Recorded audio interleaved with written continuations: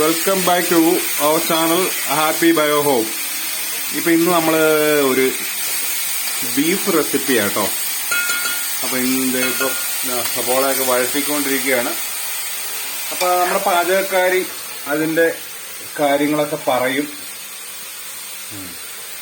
അത് എന്താന്ന് വെച്ചാല് ഇത് ബീഫ് നമ്മള് നന്നായിട്ട് കഴുകി വൃത്തിയാക്കി ഒരു കിലോ ബീഫ് നന്നായിട്ട് കഴുകി വൃത്തിയാക്കിയിട്ട് ആദ്യം നമ്മൾ ചെയ്യുന്നത് എന്താണെന്ന് വെച്ചാൽ അതിലേക്ക് ഇതുപോലൊരു ചെറിയ പാത്രത്തിൽ മല്ലിപ്പൊടി, മുളക് പൊടി, പിന്നെ മഞ്ഞൾപ്പൊടി, അല്പം മീറ്റ് മസാല, മുളക് പൊടി പറഞ്ഞല്ലോ, ഇത്രയും സാധനങ്ങൾ നമ്മൾ ഇതുപോലൊരു പാത്രത്തിനകത്തേക്ക് ഇട്ട് ചൂടാക്കിയെടുക്കും. ആദ്യം അതിൻ്റെ ഒരു പച്ചമണം എണ്ണ ഒന്നും ഒഴിക്കുമല്ലോ കേട്ടോ, എണ്ണ ഒഴിക്കാതെ ഒന്ന് ചൂടാക്കിയെടുക്കും. അതിൻ്റെ പച്ചമണം മാറുന്ന വരെ ചൂടാക്കിയിട്ട് നമ്മളെ ബീഫിൻ്റെ പുറത്തേക്ക് ഇടും. ഇപ്പം ആദ്യം തൊട്ടേ എടുക്കേണ്ടതായിരുന്നു, അതുകൊണ്ട് അത് കൃത്യമായിട്ട് ചിലപ്പോൾ മനസ്സിലായെന്ന് വരില്ല. അപ്പോൾ ഈ കുക്കറിൽ നമ്മൾ വേവിക്കുന്നതിന് മുമ്പ് ഇറച്ചി കഴുകി കുക്കറിലേക്ക് വെച്ചിട്ട് ഈ പൊടി ഒന്ന് മൂപ്പിച്ച് അതിനകത്തേക്ക് ചേർക്കും. എന്നിട്ട് ആവശ്യത്തിന് ഉപ്പ് ചേർക്കും. പിന്നെ ഇഞ്ചിയും വെളുത്തുള്ളിയും കൂടെ നന്നായിട്ട് ചതച്ച് ചേർക്കും. അത്രയും ഇട്ടിട്ട് ഇച്ചിരി കറിവേപ്പിലയും കൂടി ഇട്ടിട്ട് ഒരു ശകലം വെളിച്ചെണ്ണയും കൂടെ നമ്മൾ ഒഴിച്ചിട്ട് നന്നായിട്ട് കൈ വെച്ച് നല്ല തിരുമ്മി പിടിപ്പിക്കുന്നത്.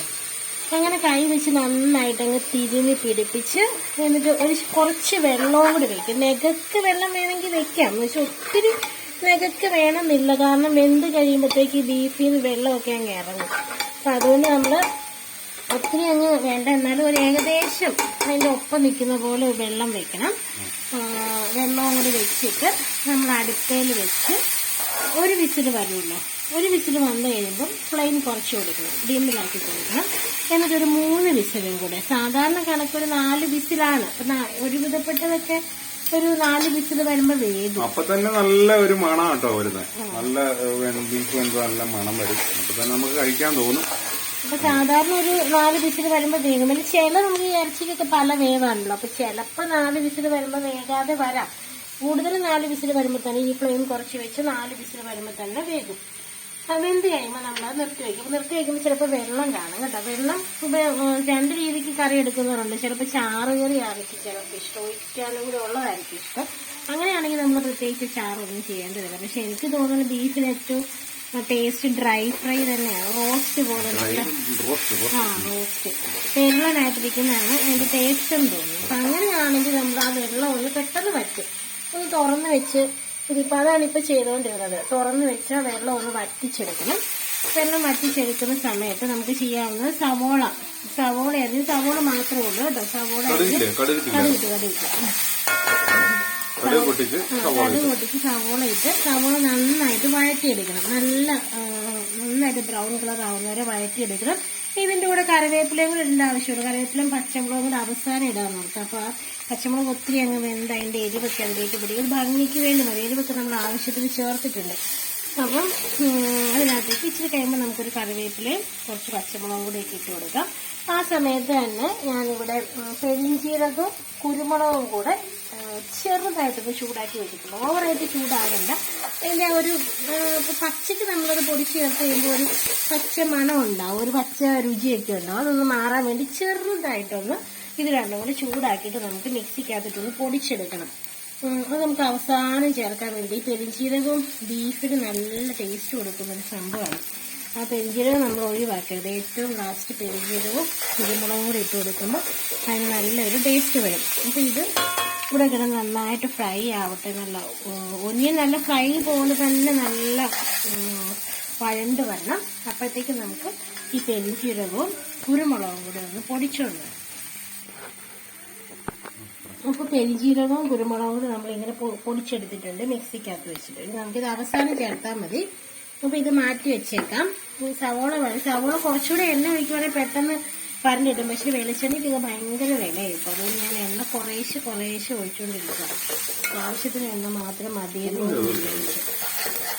അപ്പം അല്ലെങ്കിൽ പെട്ടെന്ന് നമുക്ക് ഇച്ചിരൂടെ ഇപ്പോൾ ബീഫൊക്കെ ഉണ്ടാക്കിയെടുക്കുന്ന ഇച്ചിരി എണ്ണ കൂടുതൽ വേണം, എങ്കിലും അതിൻ്റെ ടേസ്റ്റ് വരുന്നത്. എണ്ണ മാക്സിമം കുറച്ച് ഉപയോഗിക്കുകയാണ്. വഴണ്ട് വന്നുകൊണ്ടിരിക്കുകയാണ്. അപ്പം ഈ രീതിക്ക് ബീഫ് വെച്ചാൽ നല്ല ടേസ്റ്റ് ആണെന്നാണ് ഈ കൂട്ടിയവരൊക്കെ പറയുന്നത്. കാരണം ഞാൻ ബീഫ് കൂട്ടാത്ത ഒരാളാണ്. അപ്പോൾ എനിക്കതുകൊണ്ട് ഇതിൻ്റെ ടേസ്റ്റ് കൃത്യമായിട്ട് അറിയില്ല. പക്ഷെ ഞാനതുകൊണ്ട് പല രീതിക്ക് വെക്കാറുണ്ട്. ശരിക്കും പറഞ്ഞാൽ ഓരോ രീതിക്കും ഓരോ പ്രാവശ്യം വെക്കുമ്പോൾ ഓരോ രീതിക്കൊക്കെ ആയിരിക്കും വെച്ചുകൊണ്ടിരിക്കുന്നത്. ഉപ്പ് പോലും നോക്കാതെ വെക്കാണ് വെച്ചുകൊണ്ടിരിക്കുന്നത്. അപ്പോൾ കഴിഞ്ഞ തവണയാണ് ഞാൻ ഇങ്ങനെ വെച്ചത്. അതായത് ഈ ഇഞ്ചി വെളുത്തുള്ളി ഇത് ശരിക്കും പറഞ്ഞാൽ ഞാൻ എൻ്റെ സ്വയം റെസിപ്പി അല്ല കേട്ടോ. ഞാനൊരു യൂട്യൂബിൽ കണ്ടതാണ്, ആരോ വെക്കുന്നത് ഇങ്ങനെ പെട്ടെന്ന് കണ്ടപ്പോൾ എനിക്കത് ഇഷ്ടപ്പെട്ടു. അപ്പോൾ ഞാൻ അതുപോലെ ഒന്ന് കഴിഞ്ഞ തവണ വെച്ച് നോക്കിയപ്പോൾ ഇവരെല്ലാവരും പറഞ്ഞ് നല്ല ടേസ്റ്റ് ആയിരുന്നു എന്ന് പറഞ്ഞു. അതുകൊണ്ടാണ് ഞാൻ വീണ്ടും ഈ രീതിക്ക് തന്നെ വെക്കാമെന്ന് വെച്ചത്. പിന്നെ നമുക്ക് എളുപ്പമുള്ളൊരു രീതിയും കൂടെ. നേരത്തെ ഞാൻ വെക്കുന്നതെന്ന് വെച്ചാൽ ആദ്യം തന്നെ സവോളയൊക്കെ ചേർക്കുമായിരുന്നു.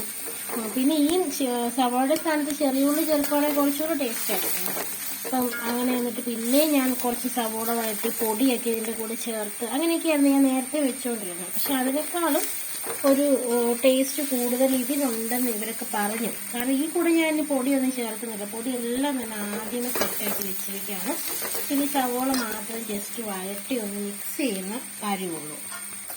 അപ്പോൾ നമ്മുടെ പാചകത്തിൽ സഹായിക്കാനായിട്ട് ഒരാളെത്തിയിട്ടുണ്ട്. അദ്ദേഹത്തെ കണ്ടേക്കാം. അത് വഴണ്ട് ഏകദേശം വഴണ്ട് വരാറായി. അപ്പൊ കറിവേപ്പില ഇടുന്നത് എന്നാന്ന് വെച്ചാൽ അതിന്റെ പച്ചക്കളറൊക്കെ പോകാതിരിക്കാൻ വേണ്ടിയിട്ട് അവസാനം ഇടുന്നത്. ഞാൻ നേരത്തെ ബീഫിന്റെ കൂടെ കുറച്ച് കറിവേപ്പില ഇട്ടായിരുന്നു വേവിച്ചപ്പോൾ. പച്ചമുളകും കൂടി ഇടുവാണേ. പച്ചമുളക് ഒത്തിരി എരിവൊക്കെ ആവശ്യത്തിനുണ്ട്. അതുകൊണ്ട് ഞാൻ അവസാനം ഇടാന്ന് വെച്ച് ഭയങ്കര എരിവാകണ്ടല്ലോ എന്ന് വിചാരിച്ചു. മതിയായിരിക്കും. ഇത് ഏകദേശം ഒരു പാകം ആയിട്ടുണ്ട്. ഇനി നമുക്ക് ഇതിലേക്ക് ബീഫ് ഇടാം. നമ്മൾ വറ്റിച്ച് വെച്ചിരിക്കുന്ന ബീഫായിരുന്നു കേട്ടോ. നമുക്ക് ഡ്രൈ ഫ്രൈ ആയിരുന്നു, സോറി റോസ്റ്റ് ആണ് ഇഷ്ടം. അതുകൊണ്ട് നമ്മൾ അധികം ചാറാക്കി ഇനി നല്ല കഴിഞ്ഞു. അതാണ് കൂടുതൽ ടേസ്റ്റ് എന്നാണ് തോന്നുന്നത്. എന്തെങ്കിലും ചാറുകറിയൊക്കെ ഉണ്ടെങ്കിൽ നമുക്ക് ഇതുപോലെ ഇച്ചിരി ഡ്രൈ ആയിട്ടിരുന്നാലും കുഴപ്പമില്ല. ചാറുകറി ഇല്ലാത്ത സമയത്ത് നമ്മൾ ഇത് കുറച്ച് ചാറാക്കി എടുക്കാനായിട്ട്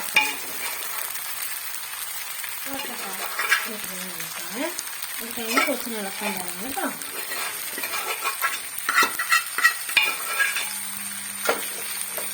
നമ്മളിതിനകത്തേക്ക് നന്നായിട്ട് മിക്സ് ചെയ്ത് കൊടുക്കുന്നത്. അല്പം കുറച്ചിടാം. അതുകൊണ്ട് നമ്മുടെ കളികൾ കഴിഞ്ഞു. ബീഫ് നന്നായിട്ട് വെന്തിട്ടുണ്ട്.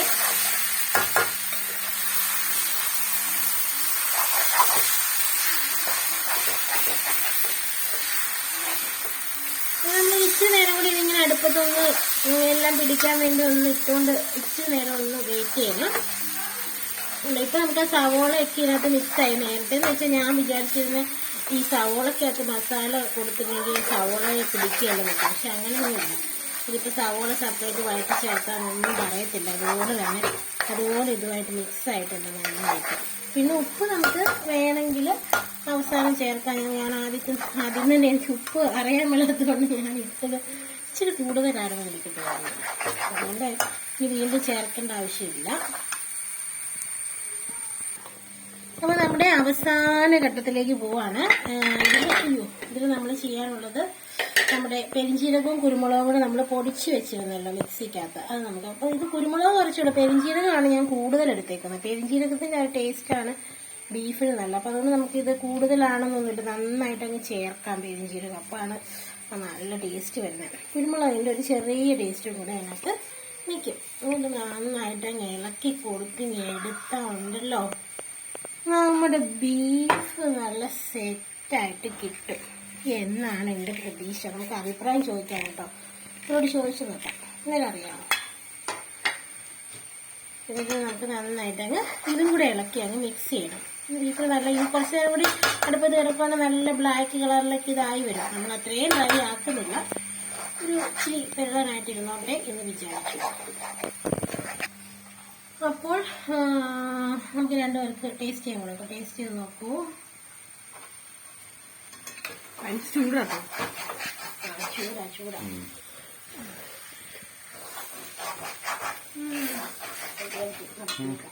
എങ്ങനെയുണ്ട്? സൂപ്പറാണോ? എങ്ങനെയുണ്ട് ധ്രുവ? നല്ലതാണോ?